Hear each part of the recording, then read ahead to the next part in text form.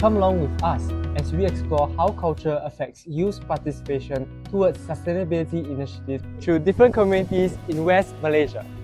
Through their stories, we reflect on their motivations, challenges, and possibilities for youth-led change.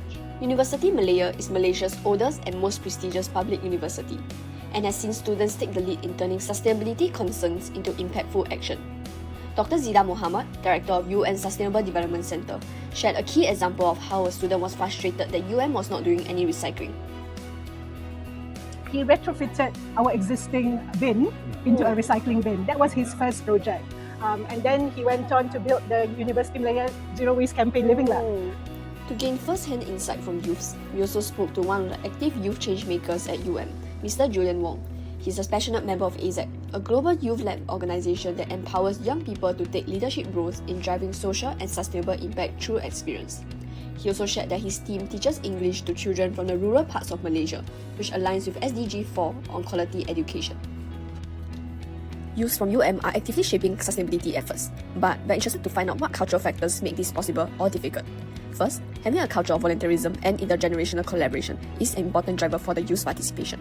Because I work with students who are quite self-motivated, and then they inspire the other students. It's a peer-to-peer sort of driver. So what I'm seeing is that there's a lot of energy that comes from the young people. Older people like me, we are lecturers, we don't have much time. But we can give support, and I realize that if there is an intergenerational collaboration in terms of advancing different areas of sustainability, things will move forward. Secondly, the academic culture at UM embraces sustainability and interdisciplinary learning, which encourages youth involvement. Dr. Zida mentioned that building on this spirit of volunteerism, UM's academic culture is evolving to more intentional support for sustainability efforts. Through merit-based systems, co-curricular recognition, and interdisciplinary learning, the university nurtures students' interest in sustainability as both a social cause and a professional pathway. While UM shows how youth involvement in sustainability initiatives are shaped by the academic culture and volunteerism, in Mukim Tanjung Kupang, a coastal village in Johor, we see a different story. We meet Mr. Azri, a university student from Kuala Lumpur who interned at Club Alami. He shared his reflections on what drives young people to participate in local sustainability efforts. Mr. Azri believed it was important to encourage other younger people to protect the area and felt it was not that hard since daily contact with fishermen builds empathy. Like UM student Mr. Julian, he was optimistic that volunteerism and familiarity would sustain youth involvement. This aligns with pre-trip readings on Club Alami as a youth-driven initiative blending science and traditional knowledge.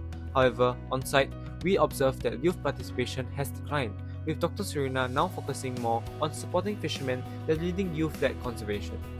To better understand the decline of youth involvement in Club Alami, we spoke with Dr. Serena Rahman, co-founder of Club Alami and a researcher who has guided Club Alami's growth. Dr. Serena shared that Club Alami began as an environmental education effort rooted in local knowledge. Youth engagement initially grew through curiosity and community ties, but later declined due to cultural pressures like early marriage and shifting social interests. Wow, I've learned so much already.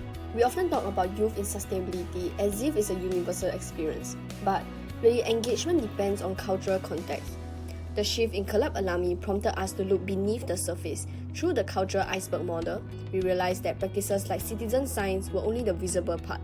Beneath those were deep cultural values, pressures like early marriage, migration to the city, or limited institutional support. That makes sustained participation difficult. That makes sense. For urban youths like us, it's different.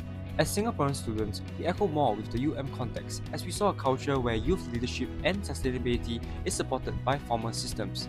The outer layers of visible practices and symbols like interdisciplinary programs and co-curricular points help reinforce values of global responsibility and campus pride. However, this comes with a problem where we walked into muddy mangroves wearing borrowed boots, not out of habit but out of created exposure. Back home, our schedules and grades often limit how much we can commit long term. You are right. Each setting has its own constraints, and hence can be physically or culturally disorientating for some. Ultimately, both UM and Club Alami remind us that youth have the power to lead, but lasting impact is only possible when we honor cultural context, stay open to learning, and lead with humility.